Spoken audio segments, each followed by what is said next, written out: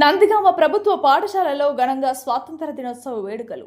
సంగారెడ్డి జిల్లా పటాన్చెరువు మండలం నందిగామ గ్రామంలోని ప్రభుత్వ పాఠశాలలో స్వాతంత్ర దినోత్సవ వేడుకలు ఘనంగా నిర్వహించారు.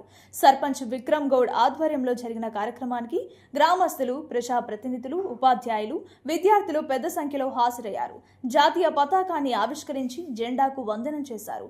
అనంతరం విద్యార్థులు దేశభక్తి గీతాలు, సాంస్కృతిక ప్రదర్శనలు, సామాజిక అంశాలపై అవగాహన కల్పించే స్కిట్లను ప్రదర్శించారు. ఆకట్టుకున్నారు. విద్యార్థుల ప్రతిభను సర్పంచ్ విక్రమ్ గౌడ్ అభినందించారు. స్వాతంత్ర సమరయోధుల త్యాగాలను స్మరించుకుంటూ విద్యార్థులు క్రమశిక్షణ, దేశభక్తి, సామాజిక బాధ్యతతో ముందుకు సాగాలని సూచించారు.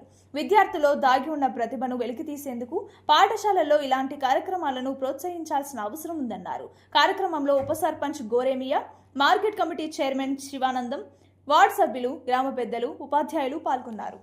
నమస్కారం తెలియజేస్తున్నాను. ఇంతకుముందు అందరు చెప్పినట్టు మన 1947లో స్వాతంత్రం వచ్చింది. ఆ స్వాతంత్రం ఆగస్టు 15న స్వాతంత్రంకి రావడానికి కృషి చేసిన మహనీయులందరికీ, సహాయత్యాగం చేసి ఆ స్వాతంత్రం చేసిన మహనీయులందరికీ నా యొక్క పదాభివందన తెలియజేసుకుంటూ, మరి ఇంతకుముందు మన చిన్నమ్మన్న గారు చెప్పినట్టు పిల్లలందరూ మంచిగా చదువుకొని మంచి అడుగుజాలలో నడవాలని చెప్పేసి, ఎక్కడ డ్రగ్స్లకు కానీ మద్యపానానికి బలపిల్లలు కావాలని చెప్పేసి ఆయన చెప్పడం జరిగింది. అదేవిధంగా అందరి పిల్లలను తల్లిదండ్రులు అదేవిధంగా పెంచి పోషించి మరి ఉపాధ్యాయులు చెప్పినట్టు నడుచుకోవాలని చెప్పేసి కోరుకుంటున్నాము. ఇంకోటి ఏంటంటే, మన మేడం గారు, మన ప్రిన్సిపాల్ గారు చెప్పారు, 9th క్లాస్ 9వ తరగతి 10వ తరగతి విద్యార్థులు ఇక్కడ 8వ తరగతి అయిపోగానే బాణూరు వెళ్ళడానికి చాలా అవసరాలు పడుతున్నారని చెప్పేసి చెప్పారు.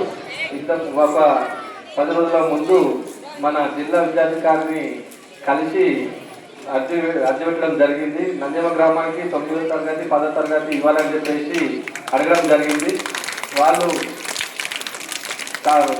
మరీ దగ్గరలో మీకు 9వ తరగతి 10వ తరగతి అప్డేట్ చేస్తామని చెప్పేసి మాట ఇవ్వడం జరిగింది.